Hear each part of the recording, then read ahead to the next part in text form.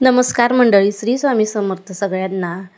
आज आपण बघणार आहोत नागपंचमी स्पेशल अशा ज्वारीच्या लाह्या। तर इथे मी घरामध्ये जे अवेलेबल आहे ती ज्वारी घेतलेली आहे। तुम्ही कोणतीही ज्वारी घेऊ शकता। लाह्या बनवण्यासाठी स्पेशल अशी ज्वारी भेटत असते, पण ती काय प्रत्येकाच्या घरामध्ये अवेलेबल नसते।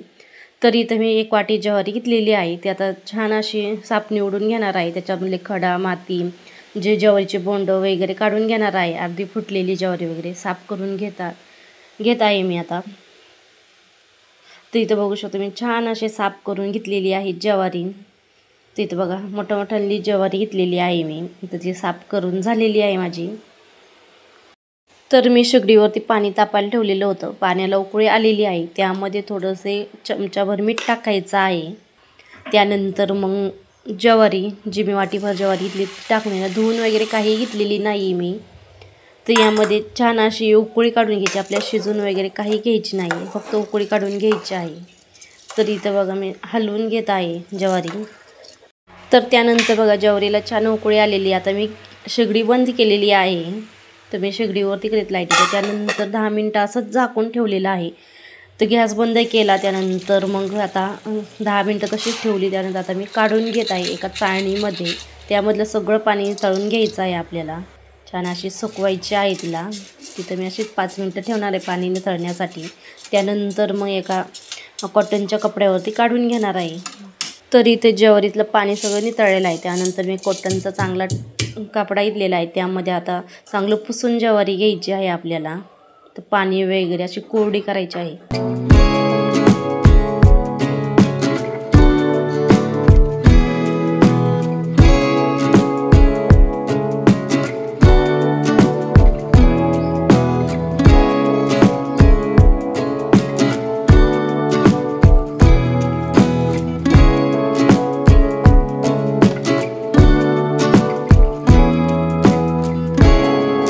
तर ज्वारी चांगली कोरडी करून घेतलेली आहे आणि त्याच कापडामध्ये मी 1-2 तासाची ठेवणार आहे। 2 तासानंतर मी एक ताटलीमध्ये काढून ठेवलं। असं रात्रभर सुकायला ठेवलं आणि दुसऱ्या दिवशी मग मी आता ते भाजून घेणार, म्हणजे त्याच्या लाह्या पाडून घेणार आहे।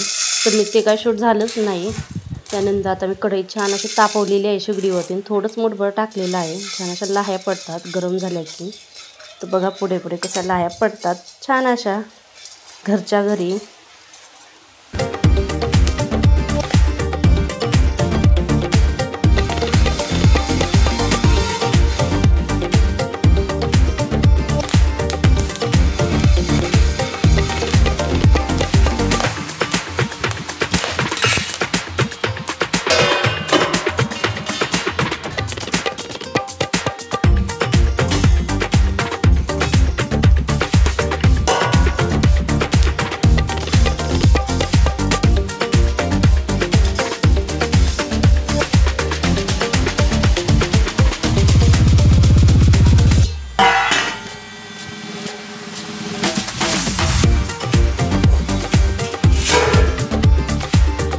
पहिला घाणा बनून झालेला आहे, तो काढून ताटलीमध्ये ठेवलेला आहे। आता दुसरा त्याच पद्धतीने मुठभर ज्वारी टाकलेली आहे। छान असं थोडंसं हलवून घेतलेलं आहे कपड्याने वगैरे। छान अशा लाह्या पडलेल्या आहे बघू शकता।